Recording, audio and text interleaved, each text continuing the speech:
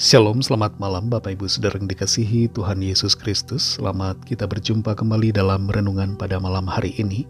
Kita bersyukur kepada Tuhan yang baik, yang selalu mengasihi dan menyertai kita dalam segala keadaan.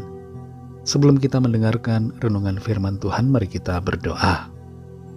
Tuhan Allah Bapa kami dalam surga, Bapa dalam nama Tuhan Yesus Kristus, Tuhan kami yang hidup, yang selalu menyertai kami, Allah kami yang perkasa, kami bersyukur kepadamu Bapa oleh karena kemurahan Tuhan, kebaikan-Mu yang Tuhan limpahkan buat kami sepanjang hari ini. Kami bersyukur untuk semua berkat kebaikan Tuhan. Saat ini kembali kami mau mendengar kebenaran firman-Mu. Urapi kami agar kami mengerti dan mentaati setiap kehendak-Mu. Dalam nama Tuhan Yesus kami berdoa. Haleluya. Amin. Saudara yang dikasih Tuhan, ayat firman Tuhan saat ini terdapat dalam kitab Keluaran 30 ayat yang ke-20. Tertulis demikian. Apabila mereka masuk ke dalam kemah pertemuan, haruslah mereka membasuh tangan dan kaki dengan air, supaya mereka jangan mati. Demikian juga apabila mereka datang ke mezbah itu untuk menyelenggarakan kebaktian dan untuk membakar korban api-apian bagi Tuhan. Saudara yang dikasih Tuhan, Gereja Kristen Ortodoks Wilayah Timur mempunyai kebiasaan bagi para imam dan juga jemaatnya untuk mencuci tangan dan wajah mereka sebelum masuk ke dalam gereja. Gereja-gereja di awal abad pertama memiliki kebiasaan seperti ini. Dalam masa Tertullian, seorang yang dijuluki sebagai salah satu bapak gereja yang hidup tahun 150-220 sesudah Kristus, para pengikut Kristus, jemaat Kristen pada waktu itu mempunyai kebiasaan untuk mencuci tangan, mencuci kepala, wajah, dan kaki mereka sebelum berdoa dan sebelum beribadah kepada Tuhan. Di masa sekarang ini, kebiasaan mencuci tangan, kaki, dan kepala sebelum masuk ke dalam gereja atau sebelum beribadah umumnya tidak dilakukan dan tidak lagi menjadi kewajiban kita. Sebab yang terutama dari semuanya itu adalah hidup kita bersih dan berkenan di hadapan Tuhan.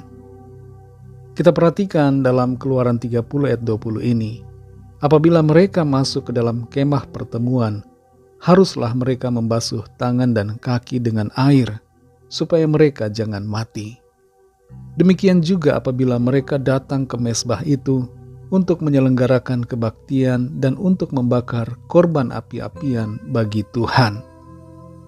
Di sini Tuhan berfirman, menyuruh Musa untuk mengatakan bahwa Harun dan anak-anaknya, yaitu para imam yang melayani di kemah suci, harus mencuci tangan dan kaki mereka dengan air sebelum masuk ke dalam kemah pertemuan. Kalau hal ini mereka tidak lakukan, maka mereka bisa mengalami kematian. Betapa kudus hadirat Tuhan, betapa suci hadiratnya itu, sehingga setiap orang yang mau datang kepadanya harus membersihkan diri. Tapi saudara yang dikasih Tuhan, makna sebenarnya dari membersihkan tangan dan kaki adalah bahwa kita semua harus bersih dari dosa, bersih dari pelanggaran.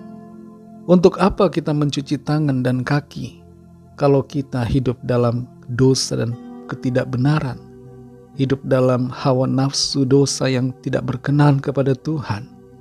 Untuk apa kita mencuci tangan dan kaki untuk masuk dalam tempat ibadah di gereja, atau beribadah di dalam persekutuan atau berdoa secara pribadi, kalau hati kita masih kotor di hadapan Tuhan, penuh kenajisan dan kejahatan?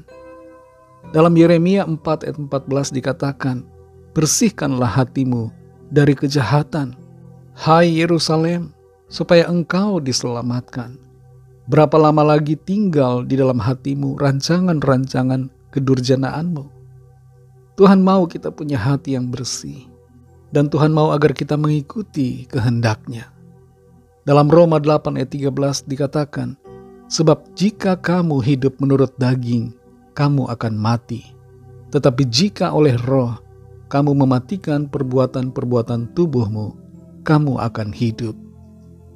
Saudara yang dikasihi Tuhan, kita tidak lagi mencuci tangan dan kaki untuk masuk ke gereja, untuk beribadah atau berdoa kepada Tuhan. Kita telah dikuduskan oleh darah Kristus. Kita dijadikan ciptaan baru.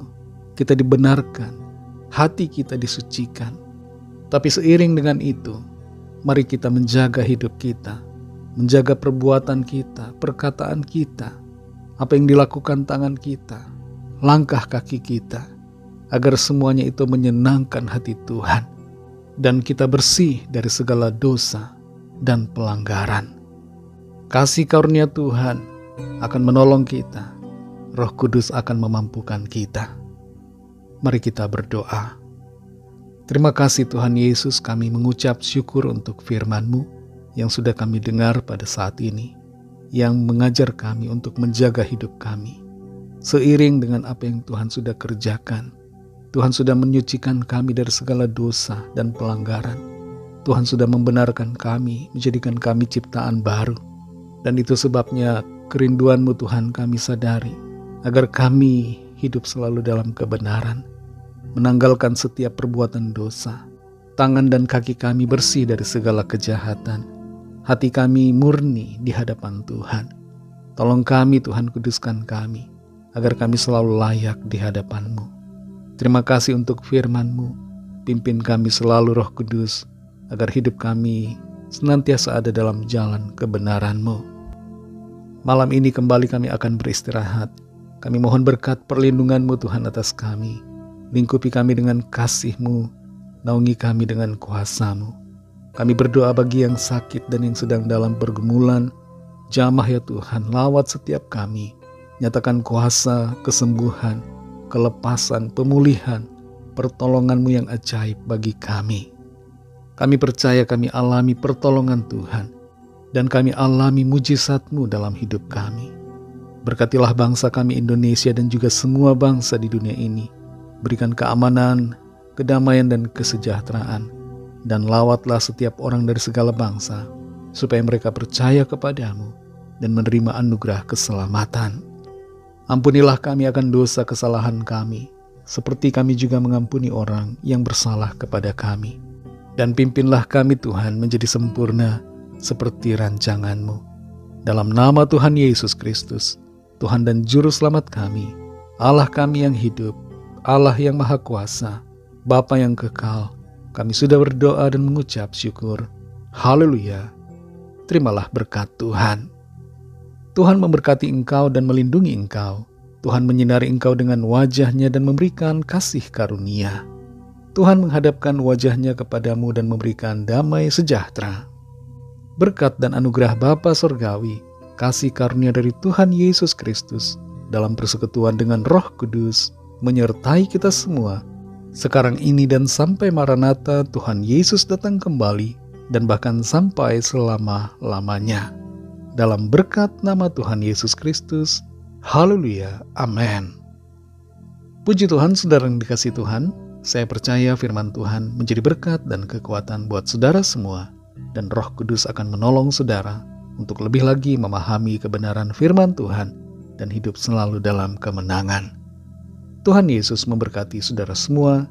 Selamat malam, selamat beristirahat, dan sampai jumpa dalam renungan yang berikutnya. Haleluya.